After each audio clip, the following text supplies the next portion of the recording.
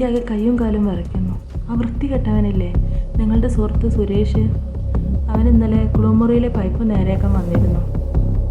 ഇപ്പോൾ പറയാം, ഞാനും മോളും കുളിക്കുന്ന വീഡിയോ എടുത്തിട്ടുണ്ട്, അത് അവൻ ഫേസ്ബുക്കിൽ പോസ്റ്റ് ചെയ്യുമത്രേ.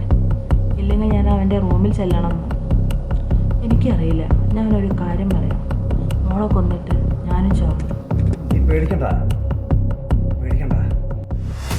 ഞാൻ വരാം. നീ ഒരു കാര്യം ചെയ്യ്, നീ അവനെ വിളിച്ചിട്ട് അവൻ്റെ റൂമിലേക്ക് അടുത്ത ആഴ്ച വരാമെന്ന് ഉറപ്പ് കൊടുക്ക് കേട്ടോ. വരാം.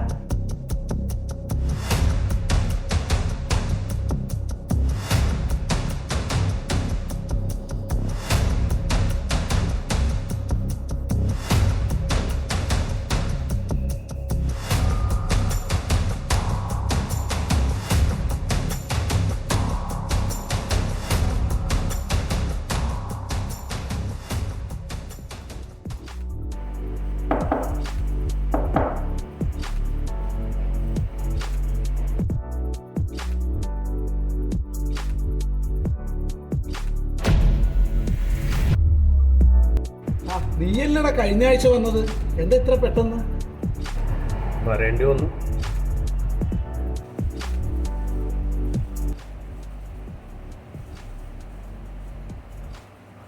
ഇനിയിപ്പോ ഇതിനായിട്ട് ക്യൂ നിൽക്കണ്ടല്ലോ, അതുകൊണ്ട് ഞാൻ വരുമ്പോൾ തന്നെ നിങ്ങൾ വാങ്ങി. അത് നന്നായി.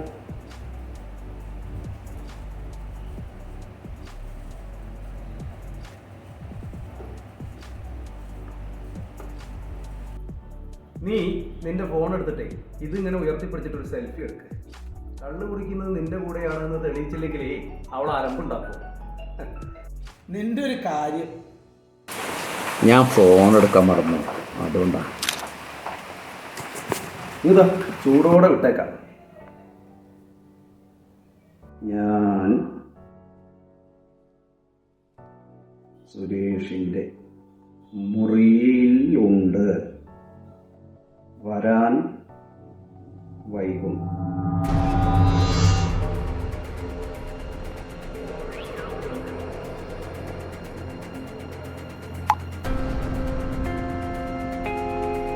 അപ്പൊ ശരി, cheers.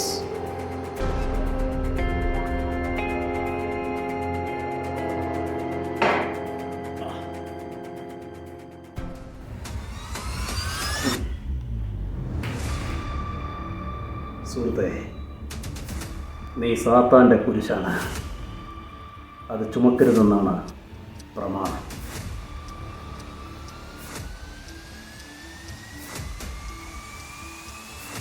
ഹലോ, നീ ആ ഫേസ്ബുക്ക് ഒന്ന് തുറന്നു നോക്ക്. അവനൊരു പോസ്റ്റ് ഇട്ടിട്ടുണ്ട്. പേടിക്കണ്ട, നിൻ്റെയോ മോളുടെയോ അല്ല, ഞാൻ ചുമന്ന കുരിശ് ഞാൻ തന്നെ ഇറക്കി.